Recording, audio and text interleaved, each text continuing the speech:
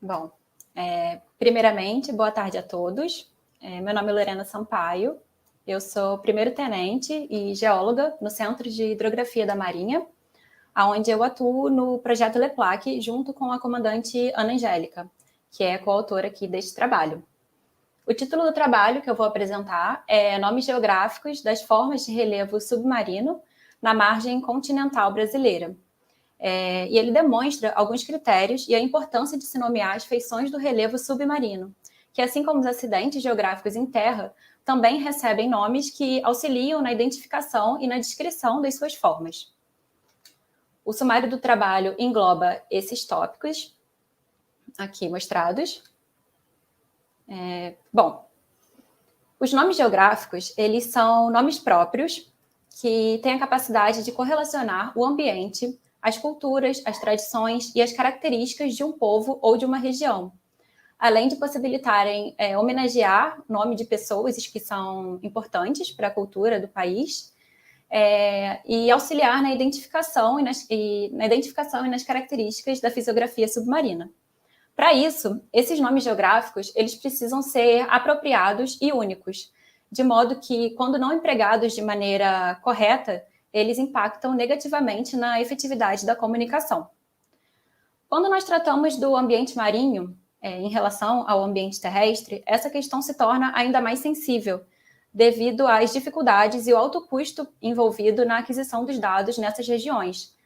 Como consequência, nós temos regiões da margem continental brasileira ainda muito pouco conhecidas, muitas vezes denominadas por termos inadequados e até replicando alguns equívocos ao longo dos anos, tanto em cartas náuticas quanto em mapas e trabalhos científicos. Com o desenvolvimento de novas tecnologias de mapeamento do fundo marinho, como o sonar multifeixe e o veículo autônomo com multifeixe, o fundo marinho passou a ser melhor conhecido, com a descoberta de novas feições do relevo e também a atualização, né, das feições que já eram anteriormente conhecidas. Isso porque os ecobatímetros multifeixe, eles possibilitam sondar e adquirir dados ao longo de uma área de varredura, enquanto que os ecobatímetros existentes anteriormente, né, eles só permitiam a aquisição dos dados ao longo de uma linha ou de um perfil batimétrico, e acabava por limitar a informação. Nessa imagem colorida, é possível observar aqui um exemplo de um grid batimétrico construído a partir de dados multifeixes adquiridos pela empresa CICIP, na margem continental nordeste do Brasil. E é possível observar que essa imagem melhorou em muito a qualidade e a resolução das feições submarinas existentes nessa área. A partir de 1987, teve início o projeto LEPLAC, que é o Plano de Levantamento da Margem Continental Brasileira, que, por intermédio da Diretoria de Hidrografia e Navegação, de especialistas da Petrobras e da comunidade científica, ele tem o propósito aí de determinar a área marítima além das 200 milhas náuticas, na qual o Brasil exerce direitos de soberania para a exploração e aproveitamento dos recursos naturais do solo e recursos naturais do leito e do subsolo marinhos. Então, ele tem o propósito de determinar a área marítima além das 200 milhas náuticas, mostradas aqui em amarelo nesse mapa.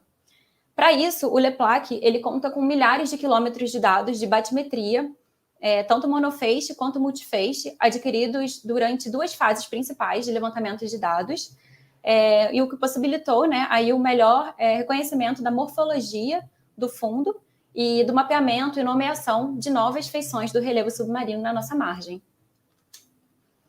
E aí, com esses novos levantamentos, foi possível observar algumas questões relativas às feições do relevo submarino que já eram conhecidas. Como, por exemplo, foi possível observar que o mesmo nome era aplicado para feições diferentes na margem, o que causava confusão. Em outros casos, nomes diferentes eram utilizados para se referir à mesma feição do relevo, como é o caso do Platô de São Paulo, que é também observado na literatura geocientífica nacional, sendo chamado como o Platô de Santos. Em outros casos, foi observado que existia localização geográfica errada, às vezes devido a sistemas de posicionamento antigos, e com isso tudo a consagração também de termos informais.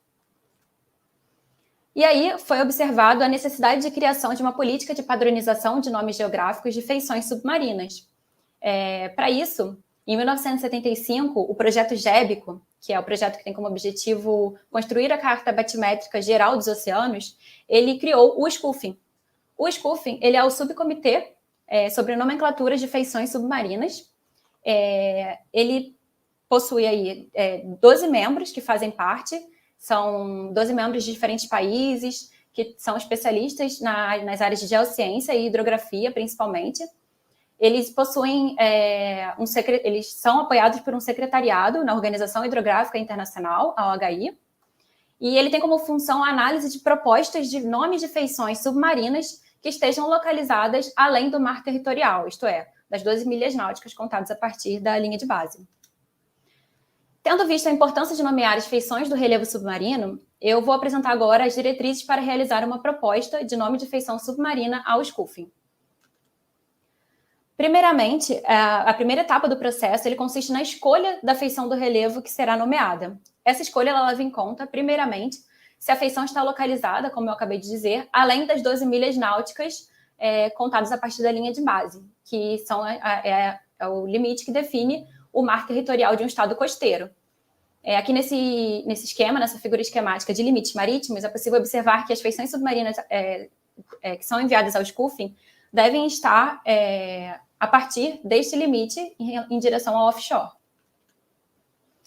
Em seguida, é necessário avaliar o tipo de dado e a qualidade desses dados batimétricos que estão disponíveis para se caracterizar a feição em questão. Aqui nessa imagem é mostrado o conjunto de dados monofeixe e multifeixe utilizados para definir essa feição submarina aqui demonstrada pelo polígono em preto. Muitas vezes esse dado, dependendo da sua qualidade, precisa ser reprocessado. Aqui um processamento de dado monofeixe, que é um perfil batimétrico, e um processamento realizado em dados multifeixe, onde é mostrada essa nuvem de pontos. Como última parte da etapa de escolha da feição submarina a ser nomeada, é necessário verificar se essa feição já não se encontra nomeada no gazetir da GEBICO, de forma a minimizar o problema da duplicação de nomes. Esse gazetir ele é um dicionário geográfico que conta com mais de 4.000 feições já cadastradas e ele está disponível no site do projeto GEBICO, aqui nesse link.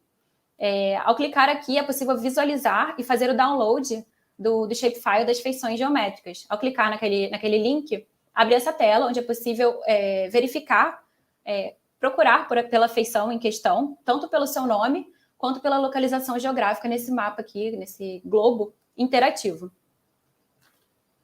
Tendo as informações da escolha da feição do relevo submarino a ser nomeada, é hora de preencher o formulário de proposta de nome.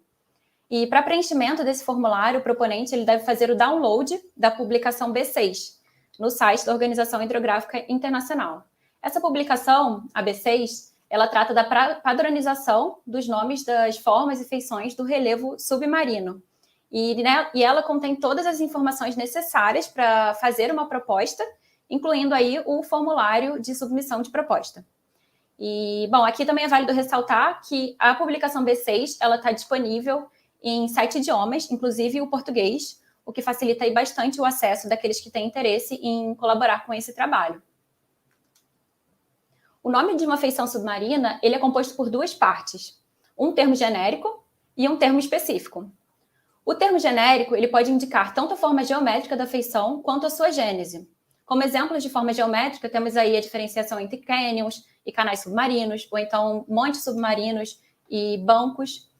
E em relação à gênese, temos exemplo na margem continental brasileira de uma feição de rift, que é o rift do Cruzeiro do Sul, localizado na elevação do Rio Grande. Ele está relacionado a um centro de espalhamento oceânico abortado, então uma feição relacionada à gênese.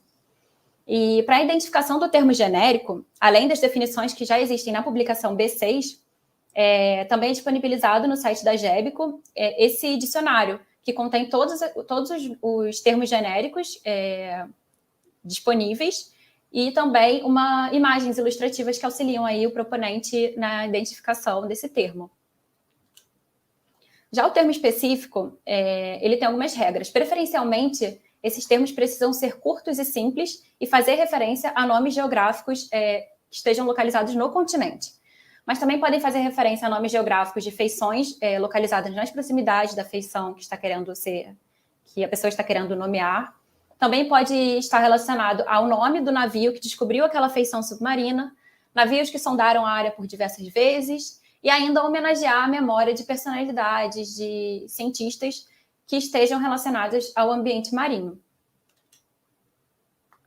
Aqui alguns exemplos de nomes de feições submarinas submetidas ao spoofing ao longo dos últimos anos.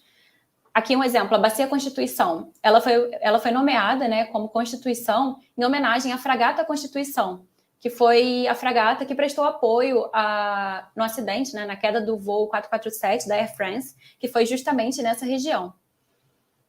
O Canyon do São Francisco, ele foi nomeado fazendo alusão aí ao Rio São Francisco. O Canyon do São Francisco, ele é a continuidade do Rio São Francisco no talude continental.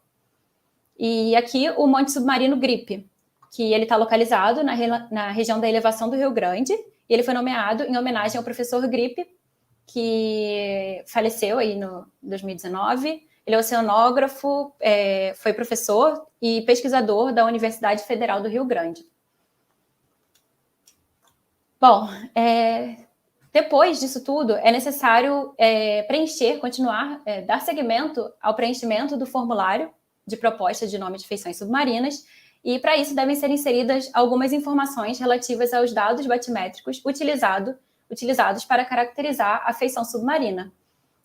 Essas informações incluem as datas dos levantamentos, o nome ou programa do levantamento, os navios e as entidades que tenham tido algum envolvimento, os equipamentos utilizados, quais os instrumentos, a precisão desses instrumentos, enfim, todas essas informações. E a última coisa a ser inserida como anexo nesse formulário de proposta de nome são imagens que caracterizem a feição submarina em questão. Essas imagens, elas podem ser mapas de localização de escalas variadas, mapas batimétricos, perfis batimétricos, modelos digitais de terreno e qualquer outra imagem que possa auxiliar na análise da proposta dessa feição. É importante ressaltar que quanto melhor a qualidade dessas imagens, maior a chance de aceite da proposta submarina no spoofing. E a última etapa do processo... Loriana, só avisando que faltam 5 minutos, ok? Ok, obrigada. A última etapa do processo consiste na definição das coordenadas geográficas da feição submarina, que devem ser enviadas no formato shapefile. E essas coordenadas devem ser enviadas junto com o formulário de proposta nesses endereços, da OHI ou da COI. Então, como resultados aí, o resultado desse trabalho desenvolvido pela Diretoria de Hidrografia e Navegação junto ao spoofing ao longo dos últimos 13 anos tem íntima relação com a aquisição de dados que vem sendo realizadas para subsidiar o projeto LEPLAC. Esse conjunto de dados que compõe o banco de dados batimétricos do LEPLAC, ele é constituído por dados de batimetria das duas fases do LEPLAC, dados da Diretoria de Hidrografia e Navegação relacionados à construção de cartas náuticas, dados da Petrobras, da ANP, de instituições estrangeiras que fizeram levantamento em área jurisdicional brasileira, dados do Serviço Geológico do Brasil e dados do domínio público. A integração de todos esses dados, ele resultou em 2 produtos principais que estão disponíveis ao público, né? Um dos produtos é o Mapa de Relevo Submarino e Toponímia da Margem Brasileira, que contém todas as feições submarinas já nomeadas na costa do Brasil. E o outro é o Modelo Digital de Terreno. Ambos estão disponíveis no site da Marinha, nesse endereço. A partir desses 2 produtos, é possível observar toda a riqueza de feições geomorfológicas da margem continental brasileira, as quais resultam da inter-relação de processos sedimentares, de processos tectônicos e processos oceanográficos que ocorrem na plataforma, no talude e na planície abissal adjacente. Aqui são algumas imagens das feições submarinas que ficaram muito bem caracterizadas nesse DTM.